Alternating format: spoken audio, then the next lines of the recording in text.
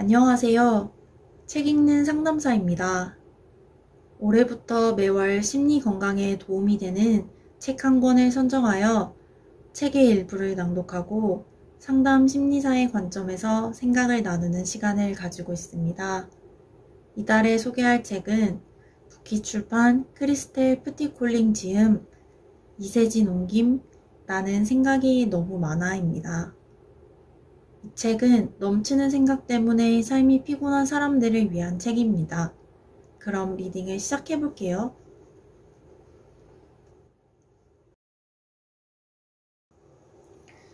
보통 사람들의 신경학. 보통 사람들은 여러분에 비해 감각이 무디다. 그들의 오감, 특히 후각은 둔한 편이고 세부 사항을 파악하는 예리함이나 기민함도 여러분만 못하다. 그들에겐 날카로운 시력과 청력, 귀신 같은 개코가 없다. 그들이 많은 것을 놓치고 기억하지 못하는 이유가 바로 여기에 있다. 그리고 바로 이 때문에 그들이 요구하는 수준은 여러분이 요구하는 수준만큼 까다롭지 않다. 그들은 그렇게까지 많은 것을 바라지 않기 때문에 자신의 소소한 성과를 편안하게 인정하고 기뻐할 수 있다. 그들의 경우에는 잠재적 억제가 자동 작동한다. 쓸모없거나 거추장스러운 정보는 굳이 애쓰지 않아도 건너뛸 수 있다는 뜻이다. 그래서 적절한 것, 타당한 것에만 집중할 수 있는 것이다. 보통 사람들은 주위 환경 때문에 금세 산만해지지 않는다. 예를 들면 그들의 뇌는 소란스러운 시장 바닥에서도 여러분의 음성을 아주 잘 구분해낸다. 여러분이 하는 말이 그들의 직선적 사고방식에 그럭저럭 잘 맞기만 하다면 그들은 지치는 기색 없이 여러분의 말에 집중할 것이다. 그들은 웬만큼 요란한 음악 소리에는 방해받지 않는다. 오히려 감각 자극이 풍부한 세계에 살고 있다는 기분 좋은 느낌을 얻을 것이다. 보통 사람들은 음악이 흐르고 휘황찬란한 조명이 있고 꽃술과 장식과 합성향이 널린 곳을 좋아한다. 여러분 입장에서는 놀랄 일 아닌가?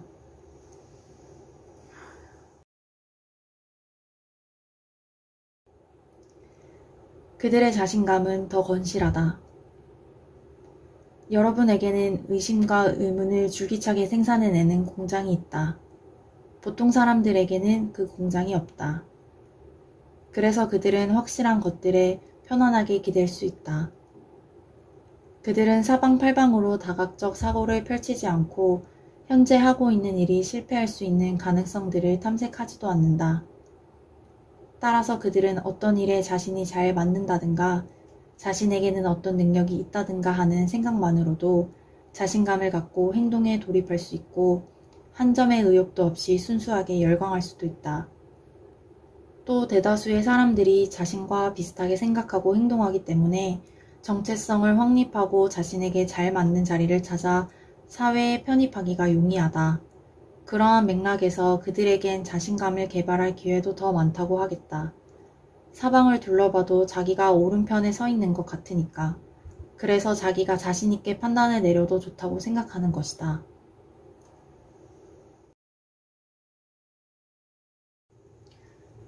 청각 과민.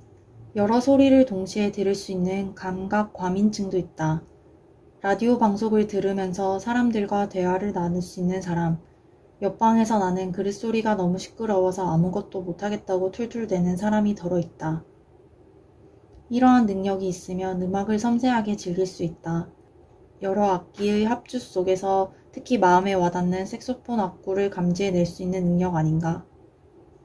그러나 밖에서 잔디 깎는 기계가 털털거리는 소리가 귀에 거슬리는 사람이 자기 혼자뿐이니 달갑지 않은 능력이기도 하다. 청각이 과민한 사람들은 고음보다 저음을 더 잘 듣기도 한다. 심지어 가까이에서 나는 소리보다 멀리서 나는 소리를 더 잘 듣는 경우도 있다. 그래서 잔잔하게 깔린 배경음악 때문에 대화에 집중을 못하는 사람도 있다. 예를 들어 라디오나 텔레비전 뉴스 헤드라인에는 그 프로그램만의 배경음악이 깔리는데 청각이 과민한 사람들은 그 요란한 음악 때문에 아나운서가 말하는 그날의 주요 뉴스가 잘 들리지 않는다고 호소하기도 한다.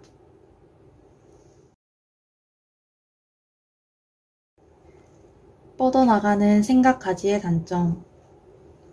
이렇게 사방팔방으로 자유항해를 하다 보면 불편이 발생하곤 한다. 한없는 행복도 극심한 우울감도 예고 없이 급작스럽게 찾아온다. 여러분은 만약 라면 정말 좋겠지 라고 생각만 해도 벌써 마음이 붕 뜨고 그 다음 일이 머릿속에 떠오를 것이다. 그렇게 긍정적인 상상이 천갈래 만갈래로 뻗어나가다가 영문도 모르게 방향을 획 틀어버리기도 한다. 하지만 하게 되면 안 될 텐데 구름 위에서 뚝 떨어지듯 이제 여러분은 우울한 생각으로 곤두박질 칠 것이다. 정신적 과잉 활동인은 기분이 널뛴다는 말을 자주 듣고 조울증 환자 취급을 받는 이유가 바로 여기에 있다. 이들은 기분이 너무 빨리 그것도 완전 딴판으로 바뀐다. 게다가 이러한 선회가 얼마나 전격적인지 대개의 경우 자기 자신도 왜 그렇게 기분이 착 가라앉았는지 왜 웃다가 갑자기 눈물이 났는지 설명을 못한다.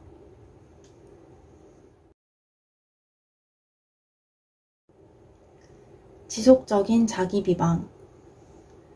오리떼 속에서 백조는 내 목은 왜 이리 길까? 내 몸집은 왜 이리 클까? 나는 왜 꽥꽥 소리가 구성지게 안 나올까? 끊임없이 자책한다. 백조는 오리들의 기대에 부응하려고 목을 일부러 구부정하게 하고 날개를 움츠리고 구석에서 입을 꾹 다무는 법을 배운다. 그래봤자 눈에 띄기는 마찬가지요. 이상하고 못난 오리로밖에 보이지 않을 텐데 말이다. 정신적 과잉 활동인은 오리떼에 끼어든 백조격이다. 그들은 상처가 되는 비난과 조롱을 봉쇄하기 위해 자신들이 할 수 있는 것은 다 한다. 이렇게 주변인의 반응을 예측하려고 애쓰다 보니 결국 비난과 조롱을 내면화하고 만다. 정신활동이 유별나게 활발한 아이들은 자신에게 심각한 문제가 있다고 느끼면 을에 자기 내면의 폭군을 만들어낸다. 그 폭군은 장차 숨돌릴 틈도 주지 않을 것이다. 여러분도 그 내면의 폭군을 잘 알지 싶다. 그는 여러분이 잠에서 깨는 순간부터 잠드는 순간까지 계속 따라다니며 사사건건 잔소리를 해댄다.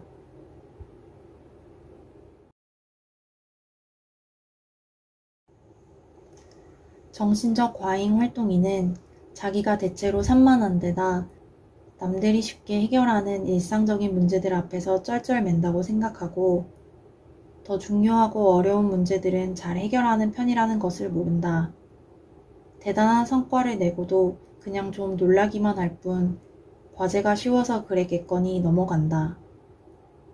하지만 자기들이 강점을 지닌 분야에서는 어떤 과제가 떨어져도 멋지게 해낸다. 그들은 신속하고 유능하다. 자기들도 일을 빠르게 잘하는 줄은 안다. 하지만 남들은 자기처럼 못한다는 생각을 꿈에도 못한다.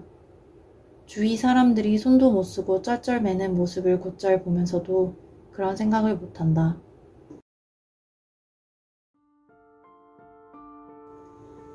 꼬리에 꼬리를 무는 수많은 생각들로 인해 골치 아프고 세상으로부터 이해받지 못해 괴로웠던 이들에게 뛰어남의 관점으로 자신을 새롭게 바라볼 수 있는 기회를 주는 신선한 책이었는데요.